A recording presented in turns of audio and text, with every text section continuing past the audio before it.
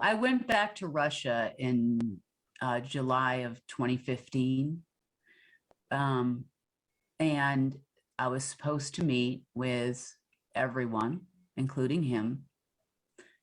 I met with grandfather and M and uncle, and M and I got into it because I didn't agree with what he was doing. So I already figured out a lot of things about November of the year prior. So it had been several months since I had been questioning them in totality. So I only went there to meet them face to face and confront them. That was my purpose for going, right? Mm-hmm. I had already heard a lot about and intuitively heard about what Putin was doing, side deals he was making, all based on the fact that you own the golden goose, right? Now, I didn't know this at the time until this incident. So during this incident, there was a confrontation between me and M. I saw what M really was. Which was? When they get angry, you can't hold the emotional level of matter, right? Mm-hmm. So I was making him very angry, and all of a sudden this big white dragon looking thing, I was just like, remember, I didn't know anything about others really, at the time, nothing, I just knew demon, kill it, right? So I was pretty good at that point with the ether, right? And it can be used as a weapon, can also be used to save you, can be used to shield you, does many, many things that humans will, I hope in the very near future, all learn how to do, right? Sure. It's like our white magic, I guess you would say, because it's source is energy. Yes. So, okay. So anyway, so it went down. So I assumed I killed it. I found out later it was like a coma of some sort, and they said that he would be back. And I was like, okay. So the other two were very scared at that point because of what happened. And Putin never came to this second part. Now, I did meet Putin face to face a couple times prior to this.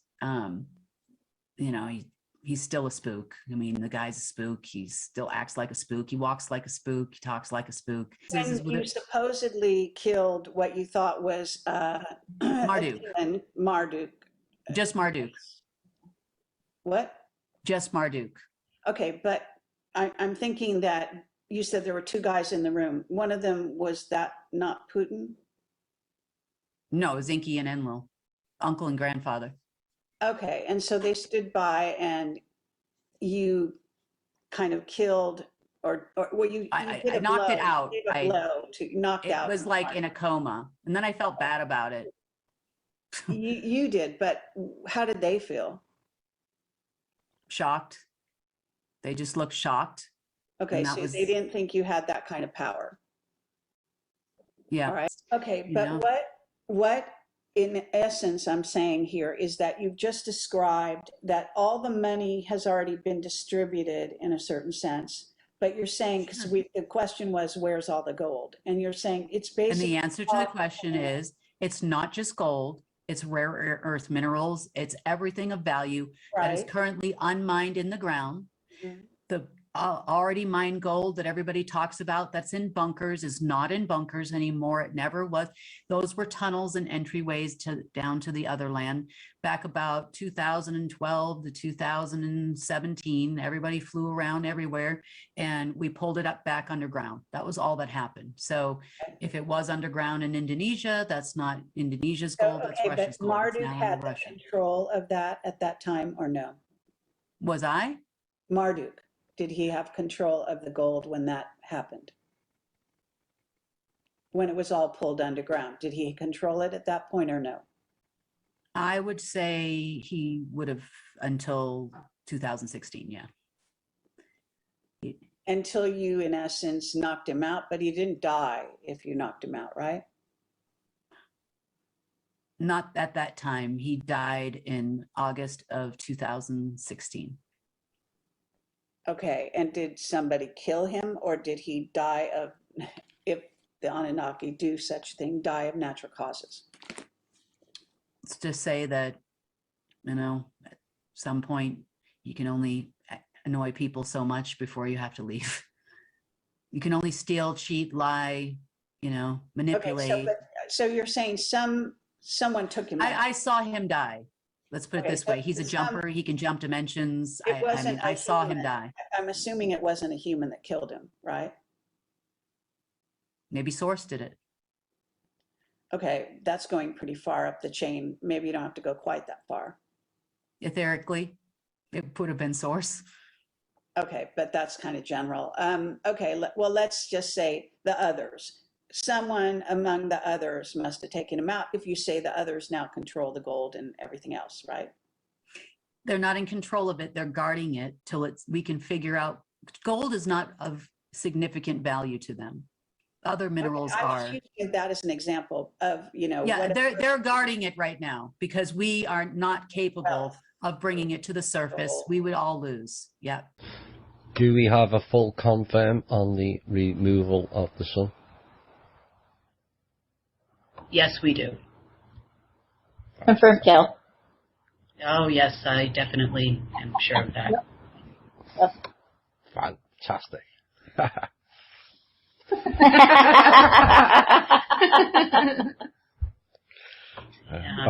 He was warned. That was, well, yeah, we were all there for the entire operation. Yep. On that day. Yes. There were a total of about 150 on that day, confirmed kills, which is a word I hate, and in regards to humanity or any species for that matter. But yes, it was by order of the council, and it had to be done. Right. Okay. So in September of 2010, I was taken to China. Okay. I went on about a 10-mile hike with some little old guy who was about up to my shoulders, and I'm about 5'5", 5'6", so he was very short, wearing a white Asian type suit, not a Thai suit, like an American suit. And he didn't speak English, so I had a translator there. And we got taken by a truck to a spot, let out there, went about, it had to be a solid 10 miles into the woods, right? And we went down, there was a stone staircase, and the translator was not allowed to come in, but me and the old man could go. So we went down the staircase, around the corner, and we ended up in a room, and there was a sun in the tile on the floor, and then there was some Georgian columns. It wasn't a very large room, and there were other people already in there waiting. So there was white people, there was, Asian people, there was African people. I mean, there was people of all colors in there, and everybody was just sitting around talking to each other. So, of course, the guy that I went with didn't speak English. So I was just kind of like observing. So at one point in time, everybody started going around and they were standing on the points of the sun. Now the sun in the floor has, it was like a brown tile shaped in the floor. If that makes any sense, like a mosaic sun. Yeah, sure. And then everybody started standing on these points around the sun. And there was probably about 30 or 40 people in there. So they bring out this box, right? A very pretty box, looked to be gold or some kind of metal to me. And there were rods that went through the two sides, like the old casket style. And they brought it and they put it in the middle of the floor. I'm like, oh God, did someone die or is someone going to die? Because it looked like a casket to me, right? So I'm just sitting there, and then a couple of the gentlemen that were carrying the rods opened the box, and out pops this ball of light and a massive wind. So this in my Catholic upbringing mind is the Ark of the Covenant. Okay. It's exactly how everybody described it. So the ball of light pops up and I'm just mesmerized because what I feel is the most intense feeling of unconditional love you could possibly imagine, you know, and I got tears in my eyes. I mean, it's just an amazing, it would be like what I would think people would feel if you went to our whatever heaven is, right? Like I felt like I was in heaven, like the love, the amazing feeling, the wind. So I'm kind of mesmerized by this for a few minutes. And then I look up and everybody's gone, except for the old man that brought me there, who is standing behind me, like using me as like a shield. And he just turns around and he looks at me and he goes like that. And then that was it. And then it was like a test. Okay, fair enough.